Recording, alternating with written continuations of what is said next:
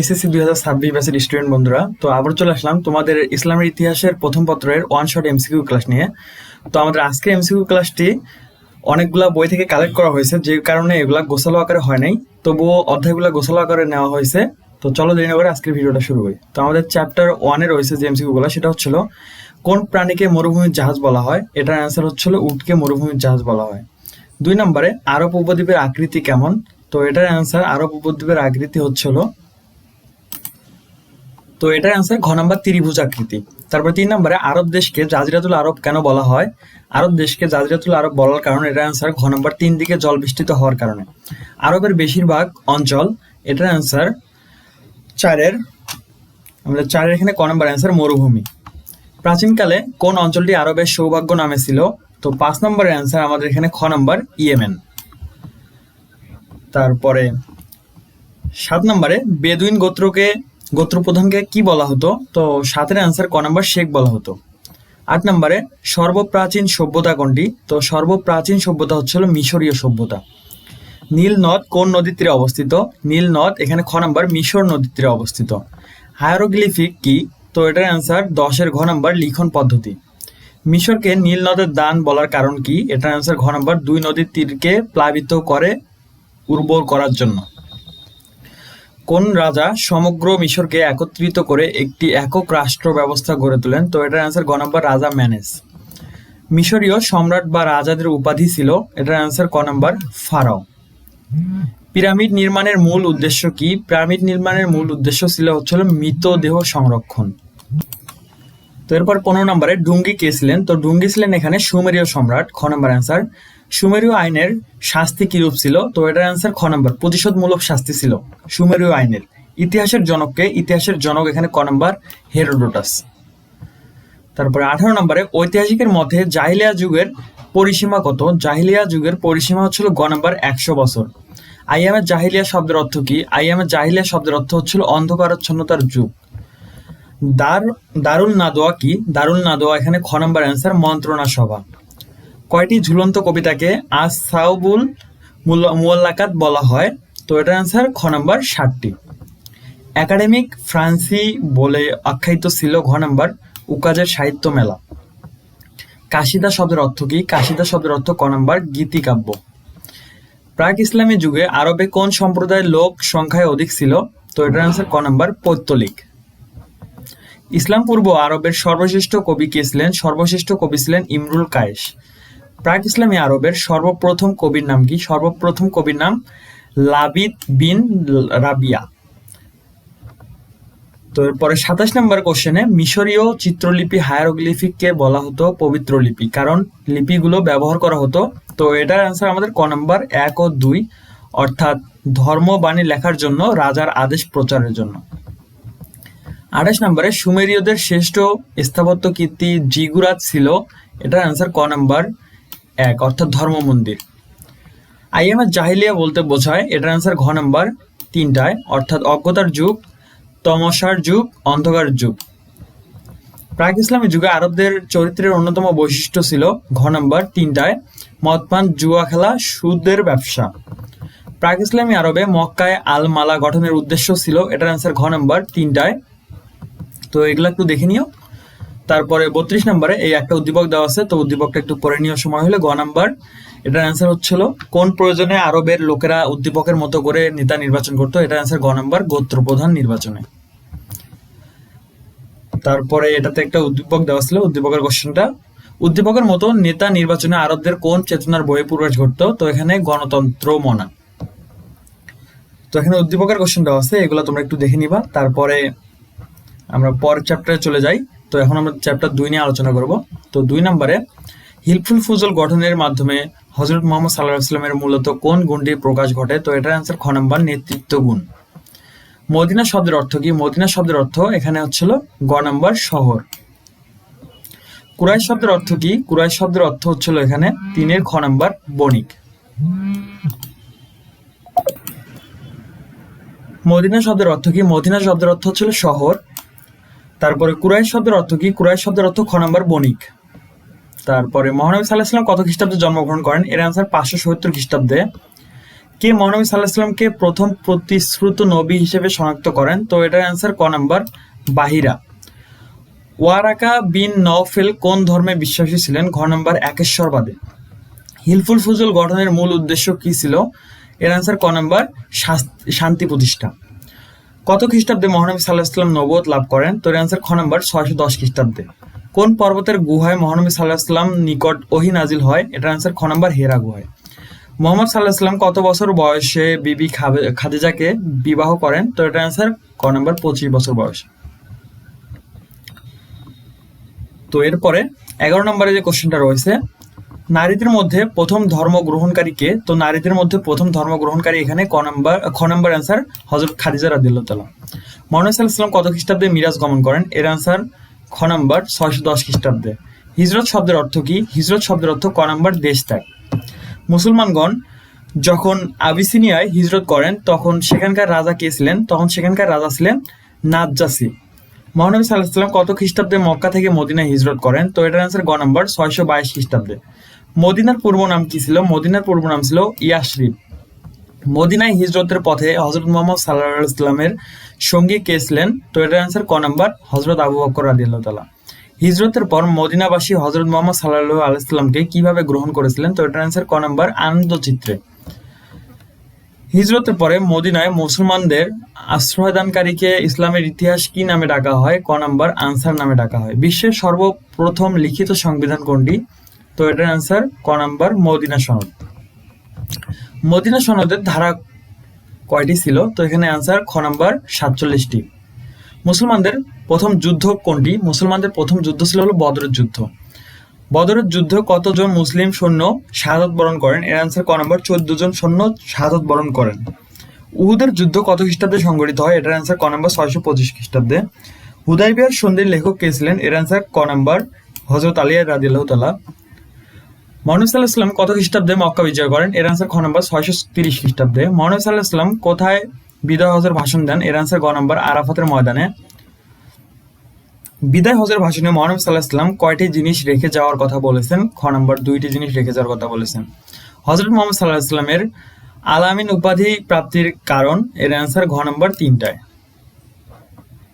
তো এরপর চ্যাপ্টার 3তে হযরত ওমর রাদিয়াল্লাহু তাআলা কত খ্রিস্টাব্দে খিলাফত লাভ করেন? তো এটার অ্যান্সার খ নাম্বার 634 খ্রিস্টাব্দে।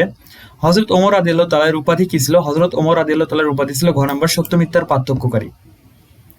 হযরত ওমর রাদিয়াল্লাহু তাআলা এর সময় কোন দুই শক্তিশালী সাম্রাজ্য মুসলিমগণ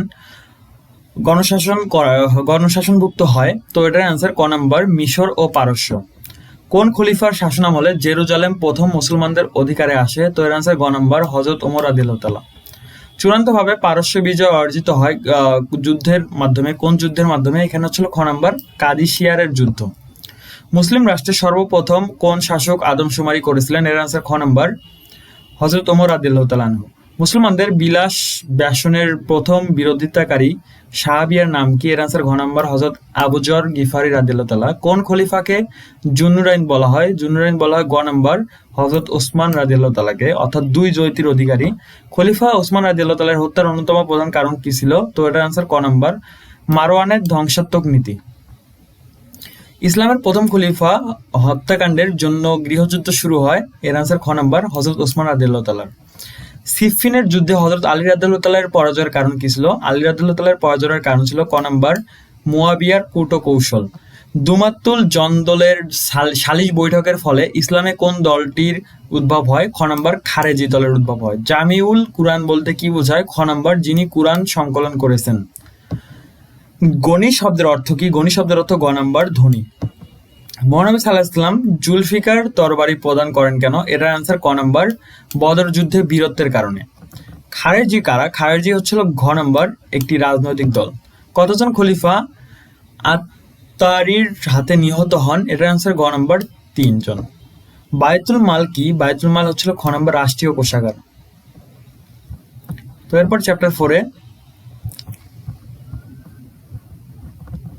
উমাইয়া খিলাফতের মোট খলিফা ছিল কতজন? এর অ্যান্সার ঘ নাম্বার 14 জন। কত খ্রিস্টাব্দে কারাবালার যুদ্ধ হয়েছিল? এর অ্যান্সার গ নাম্বার 680 খ্রিস্টাব্দে। কোন উমাইয়া শাসককে রাজেন্দ্র বলা হয়? তো এটার অ্যান্সার বলা হয় এখানে খ নাম্বার আব্দুল মালিককে। আরব জাতীয়তাবাদের উন্মেষ কোন খলিফা? এর আনসার ক নাম্বার আব্দুল মালিক। খাঁটি আরবি মুদ্রা প্রথম প্রবর্তন করেন কোন খলিফা? গ নাম্বার হচ্ছিল আব্দুল মালিক বিন মারওয়ান। সর্বপ্রথম রাজকীয় টাকশাল নির্মাণ করেন কে? সর্বপ্রথম রাজকীয় টাকশাল নির্মাণ করেন আব্দুল মালিক। খ নাম্বার। কুব্বাতুস সাগরা কে নির্মাণ করেন? কুব্বাতুস সাগরা নির্মাণ করেন খ number Abdul Malik. Count Julian মুসলমানদেরকে স্পেন জয়ের আহ্বান জানিয়েছিলেন কেন? ঘ নাম্বার কন্যা ফ্লোরিডার শীতলহানির অপমানে। কন্যা ফ্লোরিডার শীতলহানির অপমানে। কোন মুসলিম সেনাপতি স্পেন জয় করেন? তো এটার আনসার 12 এর ক নাম্বার তারিক বিন জিহাদ। সুলাইমানকে আশীর্বাদের চাবি বলা হয় কেন? খ নাম্বার অ্যান্সার তিনি বন্দীদের মুক্তি করে দিয়েছিলেন বলে। খলিফা প্রথম ওয়ালিদ কোন 3টি মহাদেশের মুসলিম সাম্রাজ্য সম্প্রসারিত করেছিলেন? ক নাম্বার ইউরোপ, এশিয়া, আফ্রিকা। খলিফা দ্বিতীয় ওমরকে পঞ্চম খলিফা বলা হয় কেন? এর অ্যান্সার ঘ নাম্বার খুলাফায়ে রাশিদিনের নীতি অনুসরণ করেন বলে। ওমর বিন আব্দুল আজিজকে উমাইয়া সাধু বলার কারণ কি? ঘ নাম্বার খোলাফায়ে রাশিদিনের অনুসরণের জন্য। মুয়াবিয়াকে শ্রেষ্ঠ আরব রাজা বলা হয় কেন? ঘ নাম্বার অ্যান্সার 3টি। আব্দুল মালিকের শাসনামলে উল্লেখযোগ্য সংস্কারগুলো হলো ক নাম্বার 1 ও 2, অর্থাৎ আরবি মুদ্রার চালুকরণ, আরবি লিপির উৎকর্ষ সাধন। তো এখন আমরা চ্যাপ্টার 5-এ চলে যাব। 2 নম্বর যে এমসিকিউটা রয়েছে, আব্বাসী খিলাফতের রাজধানী কোথায় ছিল? গ নাম্বার বাগদাদে। তো এই এমসিকিউ গুলো এলোমেলো হওয়ার কারণ এগুলো অনেকগুলো বই থেকে কালেক্ট করে তারপরে একসাথে করা হয়েছে, যে কারণে এমন হয়েছে। তারপরে আব্দুল আব্বাস আস-সাফা উপাধি গ্রহণ করেছিলেন কেন? এর আনসার ঘ নাম্বার উমাইয়াদের প্রতি নিষ্ঠুরতার জন্য। আব্বাসী রাজবংশের প্রতিষ্ঠাতা কে? প্রকৃত প্রতিষ্ঠাতা ছিলেন এখানে ক নাম্বার আব্দুল আব্বাস। বাগদাদ নগরী প্রতিষ্ঠা করেন কে? এর আনসার ক নাম্বার মনসুর। কোন খলিফাকে রূপকথার রাজা বলা হয়? এর আনসার গ নাম্বার হারুন আর রশিদকে রূপকথার রাজা বলা হয়। আরবের জোয়ান আর্ক উপাধি কার? এর আনসার গ নাম্বার লায়লার। নহরে জুবাইদা কেন খনন করা হয়? এর আনসার গ নাম্বার হজ যাত্রীদের পানির কষ্ট লাঘবের জন্য। বায়তুল হিকমা কি? বায়তুল হিকমা হচ্ছিল গবেষণাগার, জ্ঞান মন্দির। বায়তুল হিকমা কে প্রতিষ্ঠা করেন? এর আনসার ঘ নাম্বার আল মামুন প্রতিষ্ঠা করেন বায়তুল হিকমা। তারপরে খলিফা আল মামুন ইতিহাসে বিখ্যাত কেন? তো এর অ্যান্সার হচ্ছিল ক নাম্বার, অর্থাৎ জ্ঞান বিজ্ঞানের পৃষ্ঠপোষকতার জন্য। সেলজুক বংশের সর্বশ্রেষ্ঠ সুলতান কে? সেলজুক বংশের সর্বশ্রেষ্ঠ সুলতান খ নাম্বার মালিক শাহ। বার্মাকিদের পতনের প্রধান কারণ কি? এর অ্যান্সার ক নাম্বার খলিফার রোশানল। ক্রুসেড কি? ক্রুসেড হচ্ছিল ক নাম্বার ধর্মযুদ্ধ। কত খ্রিস্টাব্দে বাগদাদ নগরী ধ্বংস হয়? বাগদাদ নগরী ধ্বংস হয় হচ্ছিল ঘ নাম্বার 1258 খ্রিস্টাব্দে। আব্বাসী খিলাফতের পতনের প্রত্যক্ষ কারণ কি? এর অ্যান্সার হচ্ছিল ক নাম্বার হালাকু খানের বাগদাদ আক্রমণ। তো এখন আমরা চ্যাপ্টার 6-এ চলে যাব। চ্যাপ্টার 6-এর প্রথমে যে এমসিকিউটা রয়েছে, আদ দাখিল শব্দের অর্থ কি? আদ দাখিল শব্দের অর্থ এখানে ক নাম্বার প্রবেশকারী। স্পেনে স্বাধীন উমাইয়া আমিরাত কে প্রতিষ্ঠা করেন? এর আনসার ক নাম্বার প্রথম আব্দুর রহমান। টুরুসের যুদ্ধ সংঘটিত হয় কত খ্রিস্টাব্দে? এর আনসার ঘ নাম্বার 732 খ্রিস্টাব্দে। টুরুসের যুদ্ধে মুসলিম সেনাপতি কে ছিলেন? এর আনসার ক নাম্বার আব্দুর রহমান গাফেরি। মুশারার যুদ্ধ সংঘটিত হয় কত খ্রিস্টাব্দে? এর আনসার খ নাম্বার 756 খ্রিস্টাব্দে। স্পেনে কত খ্রিস্টাব্দে স্বাধীন আমিরাত প্রতিষ্ঠিত হয়? এর আনসার খ নাম্বার 756। 20 নম্বরে খলিফা আল মনসুর আব্দুর রহমান আদ দাখিলকে কি উপাধিতে ভূষিত করেন? এর আনসার খ নাম্বার কুরাইশদের বাজপাখি উপাধিতে। আল ওয়াসাত উপাধি ছিল কার? তো এটার আনসার খ নাম্বার দ্বিতীয় আব্দুর রহমানের। স্পেনে ফকি আন্দোলনের উদ্দেশ্য ছিল? এর আনসার খ নাম্বার ধর্মের বিশুদ্ধতা। 25-এ সুলতানা তারুব কোন শাসকের স্ত্রী ছিলেন? গ নাম্বার আব্দুর রহমান আল ওসাদ। স্পেনের নবু মুসলমানদের কি বলা হতো? এর আনসার গ নাম্বার মোজারেব। উমর বিন হাফসুন কে ছিলেন? উমর বিন হাফসুন ছিলেন এখানে গ নাম্বার বিদ্রোহী নেতা। কত খ্রিস্টাব্দে স্পেনে উমাইয়া খিলাফত প্রতিষ্ঠিত হয়? এর আনসার গ নাম্বার 929 খ্রিস্টাব্দে। সেভিয়র অব স্পেন বলা হয় কাকে? এর আনসার গ নাম্বার তৃতীয় আব্দুর রহমানকে সেভিয়র অব স্পেন বলা হয়। তৃতীয় আব্দুর রহমান কর্তৃক গঠিত বিশাল ও শক্তিশালী সৈন্যবাহিনী কি নামে পরিচিত ছিল? ক নাম্বার স্লাভ বাহিনী নামে পরিচিত ছিল। কর্ডোভাকে কে তিলোত্তমা নগরীতে পরিণত করেন? এর আনসার গ নাম্বার তৃতীয় আব্দুর রহমান। পরিণত করেন। তো এখন আমরা চ্যাপ্টার 7 নিয়ে কথা বলবো। তো প্রথমে যে এমসিকিউটা রয়েছে, ফাতেমি খিলাফত প্রতিষ্ঠিত হয় কত খ্রিস্টাব্দে? এর আনসার ক নাম্বার 909 খ্রিস্টাব্দে। ফাতেমি খিলাফত কোথায় প্রতিষ্ঠিত হয়? এর আনসার গ নাম্বার উত্তর আফ্রিকায়। ফাতেমি খিলাফতের প্রতিষ্ঠাতাকে? এর আনসার গ নাম্বার আব্দুল্লাহ বিন মাইমুন। দায়ী অর্থ কি? দায়ী অর্থ ক নাম্বার প্রচারক। উত্তর আফ্রিকায় সহজে ফাতেমি খিলাফত প্রতিষ্ঠার কারণ কি? এর আনসার ঘ নাম্বার আবু আবদুল্লাহ আশ-শিয়ারি প্রচারণার ফলে। ওবায়দুল্লাহ আল মাহাদি খলিফা হয়ে শিউকে হত্যা করেছিলেন কেন? এর আনসার ঘ নাম্বার সন্দেহের বশে। ফাতেমি বংশের প্রতিষ্ঠাতা কে? এর আনসার খ নাম্বার আল মুইজ। আল মুইজ ফাতেমি বংশের কততম শাসক? এর আনসার খ নাম্বার চতুর্থ শাসক। কোন ফাতেমি শাসককে পশ্চাত্যের মামুন বলা হয়? তো এর আনসার ক নাম্বার আল মুইজ। খলিফা আল মুইজের জীবনী স্বপ্ন কি ছিল? এর আনসার ক নাম্বার মিশরকে সমৃদ্ধ নগরীতে পরিণত করা। আল কাহিরা নগরীর বর্তমান নাম কি? এর আনসার ঘ নাম্বার কায়রো। আল আজহার বিশ্ববিদ্যালয় কোথায় নির্মাণ করা হয়? এর আনসার ঘ নাম্বার ফুসারাতে। এর আনসার ক নাম্বার বাগদাদে। আল আজহার মসজিদটিকে কোন খলিফা সময় নির্মিত হয়? এর আনসার গ নাম্বার আল মুইজের। আল কাহিরা নগরী কে প্রতিষ্ঠা করেন? ঘ নাম্বার জওহর। তো এই ছিল তোমাদের টোটাল 7টা চ্যাপ্টারের খুব গুরুত্বপূর্ণ এমসিকিউ গুলা। তো এই পিডিএফটা কালেক্ট করার সহ এগুলা বই থেকে অনেকভাবে দেওয়া, যে কারণে লেখা একটু অস্পষ্ট বোঝা যাচ্ছে। ধন্যবাদ সবাইকে ভিডিওটি দেখার জন্য। পরবর্তী ভিডিও আশা করি অনেক ভালো হবে এবং অনেক কোয়ালিটিফুল হবে। সময় কম থাকার কারণে আজকের ক্লাসটি এরকম হয়েছে। তো ধন্যবাদ সবাইকে, এই পর্যন্ত জানাই আল্লাহ হাফেজ।